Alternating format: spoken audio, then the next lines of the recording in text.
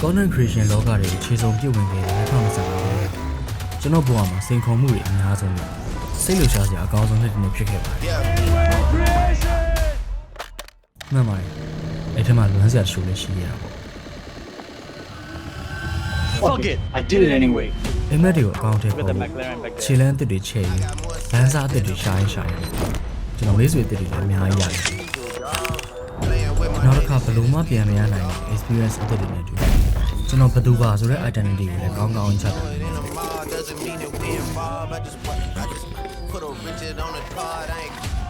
ချောင်းလေးလောက်အိမ်မက်မက်ခဲ့တဲ့ dream job တစ်ခုနဲ့ international racing circuit တစ်ခုထဲမှာလည်းကျွန်တော်မှတ်တရအများကြီးထည့်နေတယ် It was great. Still going bad on you anyway. Anyway, 2025အတွက်နောက်ဆုံး vlog နဲ့အားလုံးနှုတ်ဆက်လိုက်ပါတယ်။ ဘယ်နေရာကိုလညိုးထိုးထိုး Porsche တွေပြေးနေတဲ့နေရာတစ်နေရာကိုမိတ်ဆက်ပြပါမယ် So this is the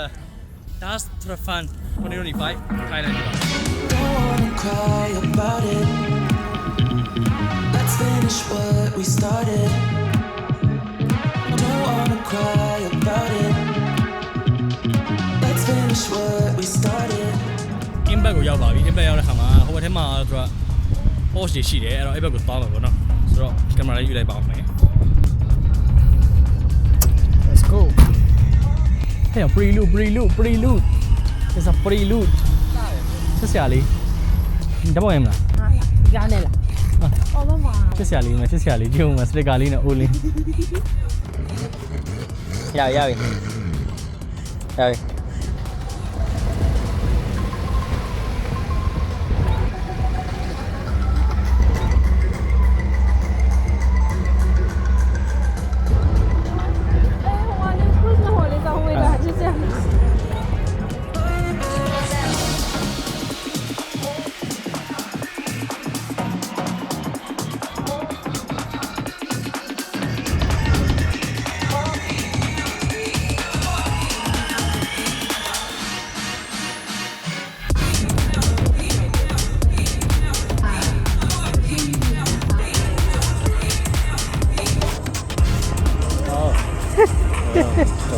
အော်ဘိုင်လေးတင်နေကိုဖုန်း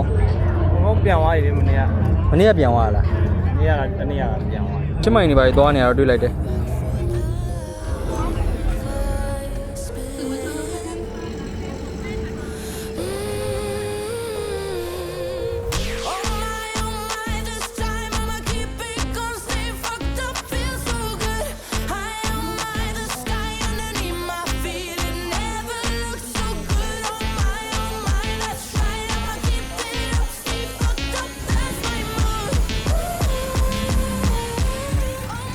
နေလည်းနည်းနည်းဝင်သွားပြီ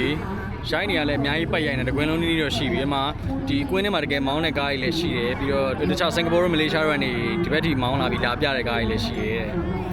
တော်တော်လေးမိုက်တယ်ဒီဝေးမောင်းပိုင်မှာကိုပိုင်မှာကိုပိုင်ကိုဖုန်းလွန်ရတာငြိမ်နေရရင်ဖုန်းသတိရ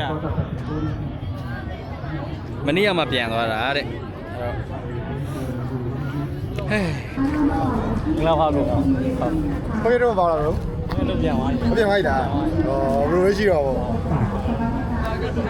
ဘယ်ချိန်လဲရောက်ရတက်လောက်ဆွဲလာမှာမျိုးမသိဒါလေးခဏကြိုက်တောက်လိုက်မယ်တောက်လိုက်ရတောက်လို့ရ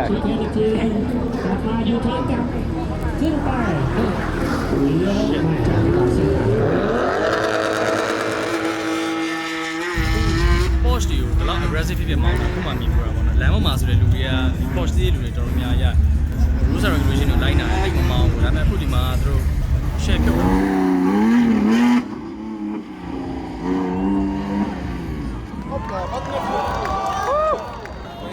ု့လညိုးထုံးလဲ Porsche တွေရှိတဲ့ပွဲတစ်ပွဲကိုရောက်ခဲ့ပါတယ် Das Trafan 2025 Thailand ဖြစ်ပါတယ်ဆိုတော့ဒီမှာ Carrier တွေရှိမယ် GT3 RS တွေရှိမယ် Cayman တွေ Taycan တွေအကုန်ရှိတယ် so it was pretty good I got the flags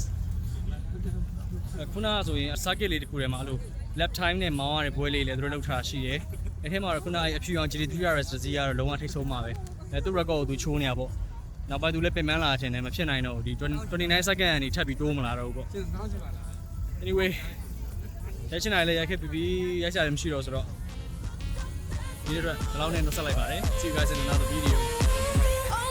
Thank